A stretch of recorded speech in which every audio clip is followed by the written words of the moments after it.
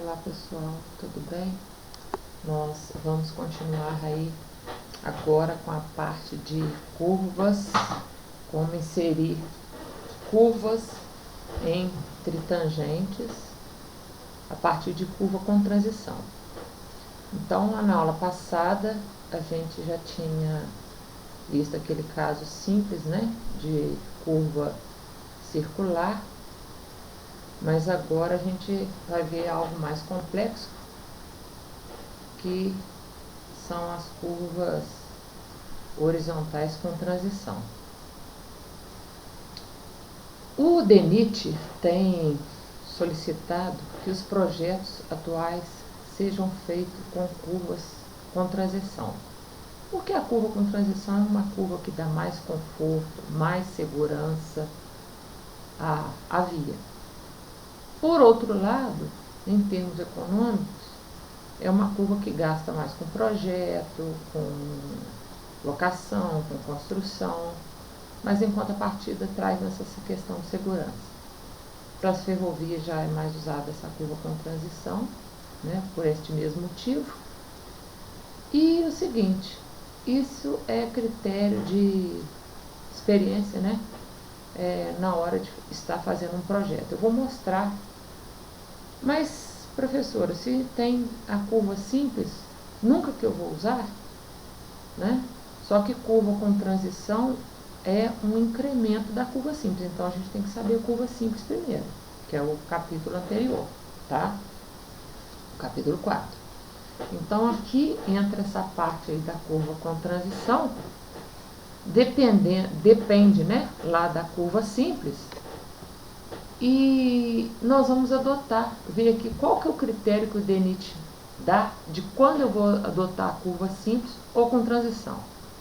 Professora, mas você falou aí que é para DENIT tem optado em sempre aplicar a curva de transição para não dar erro. Mas é o que eu estou falando, isso aí tudo é experiência, é verificação de projetos anteriores, ver o que está dando certo, ver aquilo que não está dando certo, entendeu? Então existe mais esses critérios aí.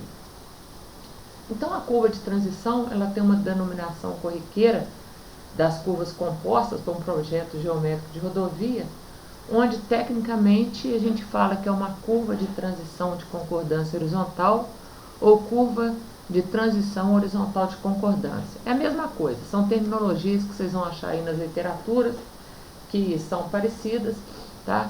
Mas no final aí é tudo a mesma coisa, ok?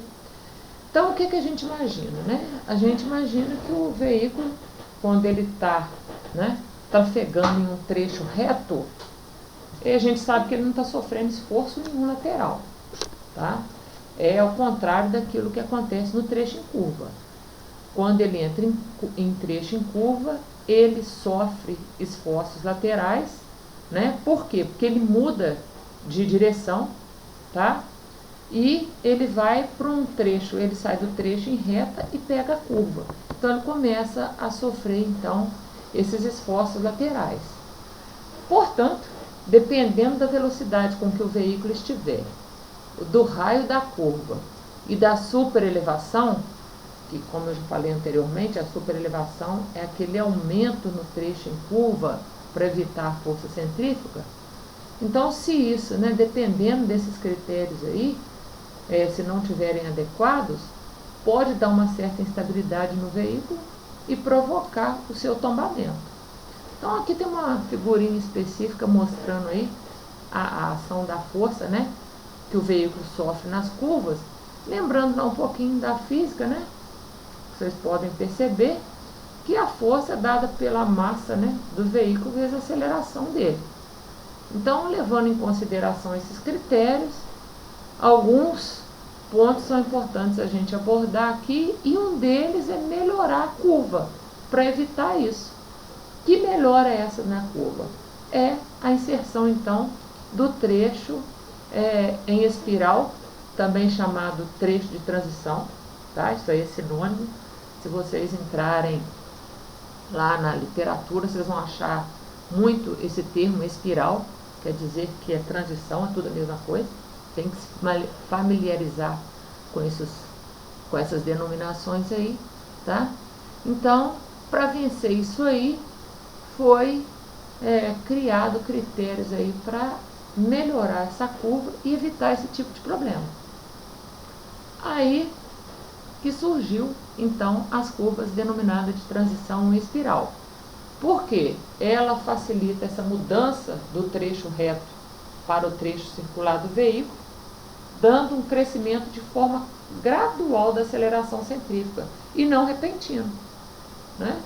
Porque repentino acontece esse problema aí, o veículo tende a tombar, né? Sair da pista aí, e dessa forma aí, com as curvas de transição, dá uma segurança ao usuário da via, evitando aí graves acidentes.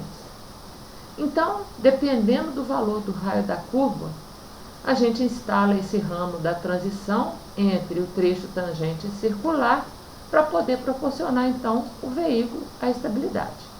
Então, aqui tem um desenho mostrando aquela curva simples que a gente já viu na aula passada, onde tem um ponto de curva e um ponto de tangência, né? Vocês tiram lá das curvas de nível do projeto o ponto de interseção, né? Aí chega nos pontos notáveis da curva, que é o PC e PT, conhece lá ângulo de deflexão, igual ao ângulo central, e todo aquele critério que a gente já viu anteriormente. Aqui no caso da espiral, existe, além desse trecho circular, a parte em espiral, também chamada transição. Tá? Esse critério aí para poder melhorar e dar mais estabilidade à via. Então, algumas curvas foram estudadas aí, modelos matemáticos, para poder verificar qual que era o efeito, né, dado ao veículo quando ele sai desse trecho em reto e entra na curva. Então, vários critérios matemáticos foram adotados aí. O critério da clotoide, também chamado de espiral de Cournot, está em vermelho aí porque vai ser essa que a gente vai adotar, foi essa que caiu melhor para os projetos geométricos nas estradas brasileiras. A lemniscata de Bernoulli e a parábola cúbica. Essas duas eu nem vou citar, porque não é o que a gente usa aqui em relação aos critérios de norma para o Brasil, tá? Então, ela se mostrou uma curva mais vantajosa em relação ao seu ponto de vista técnico e é mais indicado para um traçado racional. Por quê? Ela é uma curva que vai ser descrita por um veículo que em velocidade constante, quando o volante é girado, com uma velocidade angular constante também. E o grau da curva vai variar linearmente com o comprimento percorrido. Aí, assim sendo, variando linearmente a superelevação com o comprimento, que constitutivamente isso é muito mais vantajoso, o que nós vamos ter com isso? Uma superelevação e uma aceleração variando na mesma proporção. E com isso vai dar ao usuário conforto, né? Como tem na curva horizontal circular simples. Aí, como a gente pode ter visto lá na figurinha, né? O esqueminha da força da aceleração centrípeta, a gente vê que é inversamente proporcional ao raio, que varia com o grau da curva e, portanto, varia linearmente com o comprimento percorrido. Ok? Tranquilo, né? Isso aí é um fechamento daquilo que justifica o uso dessa curva. Então, quando que eu vou usar a curva com transição ou quando eu não vou usar? Então, o DENIT propõe aí que se aplique essa tabela, tá? Para diferentes velocidades. Então, eu falo o seguinte: valores limite de raios onde é dispensada a curva de transição. Vamos ver então um exemplo para ficar bem claro aqui. A minha via, na hora que eu fiz toda aquela situação lá de tentativas para raio, cálculo, achei o raio da curva e tal, e a minha via foi projetada para 80 km por hora. Então, quando eu acho lá o raio da curva, pelo critério que vocês já conheceram, se esse raio da curva for maior do que o raio da tabela, vai dispensar a transição. Ou seja, eu vou poder usar a curva simples. Então, se eu trabalho, repetindo, se eu trabalho com uma velocidade de 80 km, e na hora que eu fiz aquela conformação toda lá de concordância, tal lá, achei, por exemplo, um raio de 1.300, eu vou calcular como curva simples, eu não vou precisar usar como curva transição. Esse que é o critério. Professora, mas deixa eu falar. A senhora falou que o DENIT tem solicitado curva com transição. Se cair num caso desse, aí é aquilo que eu falei, vai olhar caso por caso. Qual que é a classe da via em primeiro lugar? Né? A classe da via é uma classe especial, uma classe 1, então não seria melhor adotar a transição? Porque é uma via de maior número de veículos, com tendência a veículos maiores. Então tem que olhar isso. Ah, não, é uma via simples para ligar pequenos municípios e tal. Então vamos adotar o critério simples. E outros exemplos anteriores. É isso que a gente adota, né? É uma conversa entre outras experiências aí, entre outros, né, profissionais aí que já trabalham com isso, pegar exemplo de outras vias que estão funcionando bem para ver se dá certo ou não, tá? Esses são os critérios que a gente adota aí. Então, o raio da curva ele deve ser dimensionado visando primeiramente a satisfazer as necessidades do veículo que realizam manobras de conversão no local, principalmente aqueles veículos de maior porte, tipo o bitrem que a gente viu. Por isso que nós estudamos aquilo lá, né, no capítulo 2, né, os tipos de veículo lá. Então a gente tem que ter essa preocupação, tá? Vias onde vai ter veículo de maior porte, para poder não invadir outra faixa. Então é necessário a gente considerar o tipo, o volume e a velocidade dos veículos que vão usar principalmente os trechos de interseção, tá? Para poder adotar o raio da curva. Nesse sentido, devido à relação que existe entre velocidade e o raio de giro, que são proporcionais, como nós citamos anteriormente, o raio da curva deve ser escolhido de forma que induza o veículo a fazer a manobra com uma velocidade adequada e que atenda à taxa de escoamento requerida, assim como a segurança de operação. Então aqui está um exemplo mostrando aí como que é uma curva em transição, também chamada curva com espiral, tá? Esse desenho didático aqui, desse site que eu peguei aí, da topografiageral.com, tem um outro livro também que tem ele. Esse comprimento, esse verdinho aqui quer dizer o comprimento da transição, ou a mais aqui. Ele está até maior, tá como se tivesse dado um zoom nele aqui, para poder vocês verem melhor. Então aqui no caso, né, lá a gente tinha dois pontos notáveis só, que era o ponto de curva e o ponto de tangência. Aqui a gente vai ter 4 pontos notáveis.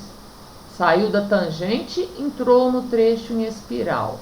Saiu da espiral, vai no trecho circular. Saiu da circular, entrou no trecho em espiral, saiu da espiral, vai para a tangente de novo. Só que aqui vai estar envolvido muitos outros elementos que a gente não fazia isso lá na curva simples, tá? Onde vocês vão ver aí um por um. Então, aqui está sendo um exemplo mostrando aqui quando você mexe no centro da curva. Ó. Aqui houve uma mudança no centro da curva para adequar. No outro caso aqui, ó, prevaleceu o centro, né? E o raio também. Então são vários critérios aí que a gente usa para poder calcular essa curva com transição. Mas vamos supor lá, vamos começar igual em curva circular simples. Primeira coisa, igual vocês fizeram lá, as diretrizes. Tendo as diretrizes, tem o ponto de interseção e o ângulo de flexão. Tranquilo, tá? Tem o ângulo de interseção, ponto de interseção, tá? Tudo a mesma coisa. Agora eu preciso determinar os elementos. Então, ó, se eu tenho ponto de interseção, eu tenho que achar essa tangente externa aqui, que eu chamo de TS, ou então na nomenclatura eu chamo de TT, Porque na hora que eu faço PI menos TS, opa, já vou ter meu primeiro ponto notável aqui, que é o TS. T, porque saiu da tangente, S, porque entrou na espiral. Depois, qual que vai ser o meu próximo ponto notável? O SC. Ponto notável onde vai estar estaqueamento para locação. Quem que vai ser a estaca em SC? Vai ser a estaca de TS mais o comprimento, esse acréscimo que eu dei na minha curva circular simples, que é chamado de transição. Tá? Então, chega depois, eu tenho o meu desenvolvimento da minha curva circular, igual a gente viu anteriormente.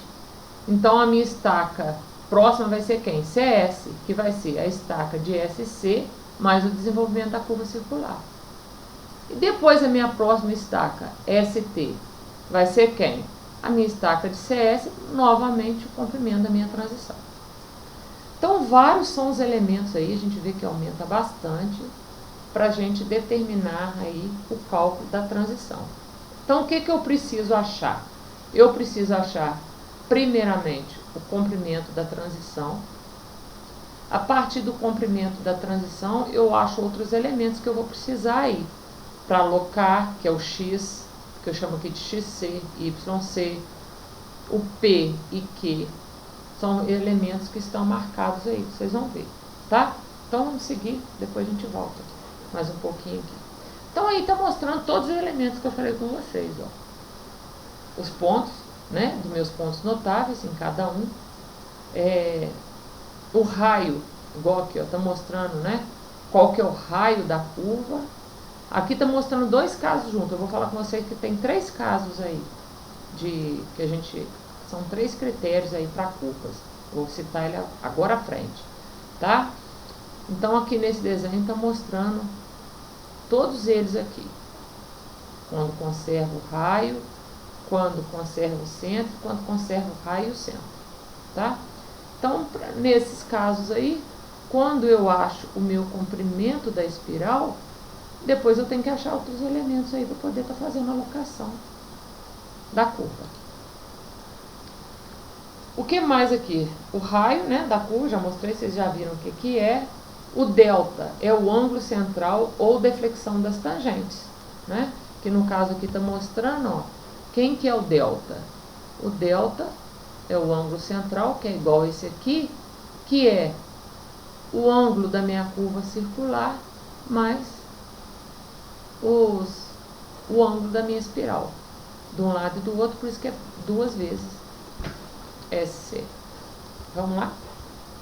Então, quando eu determino o comprimento da minha espiral, que é esse de verdinho, o comprimento, vai existir um ângulo para ele.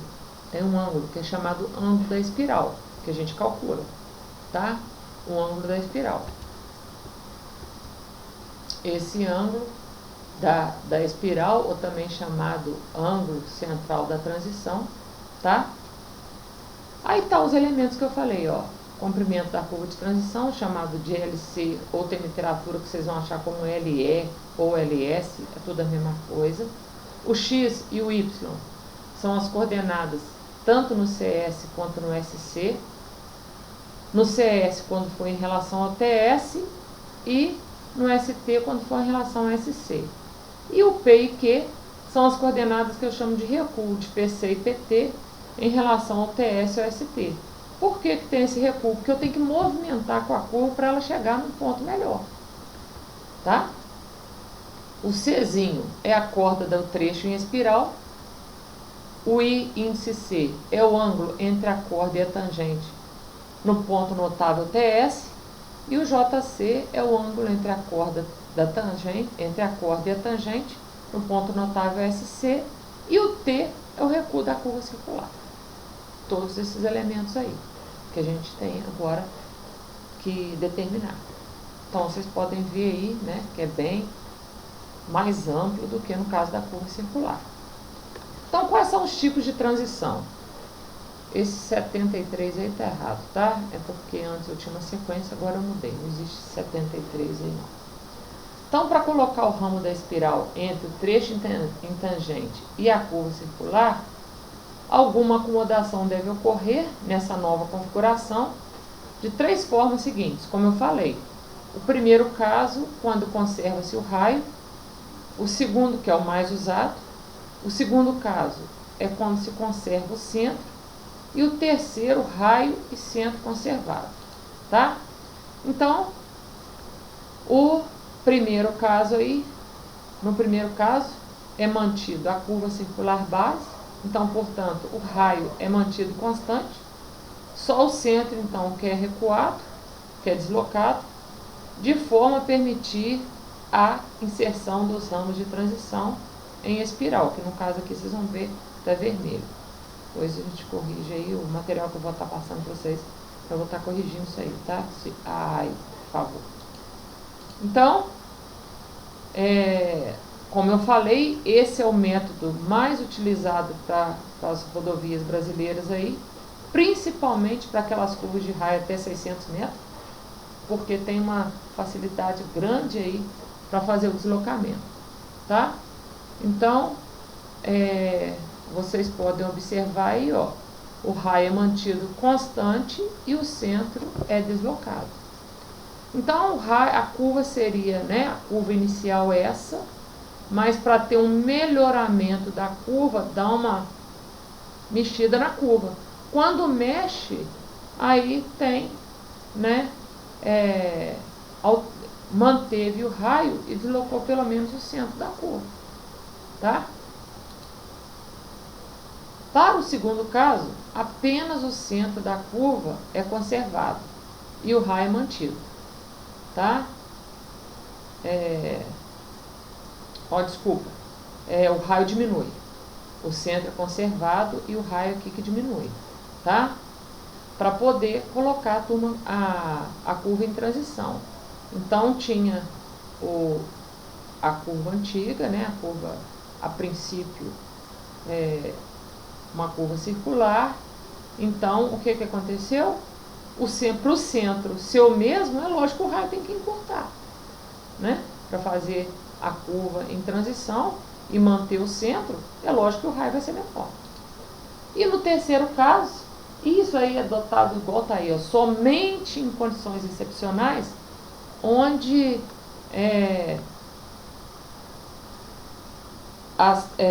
há um deslocamento das tangentes paralelamente às posições originais para colocar a transição, né, que no caso vai estar vermelho, mantendo o centro e o raio, e somente quando for nesses casos aí excepcionais mesmo, tá?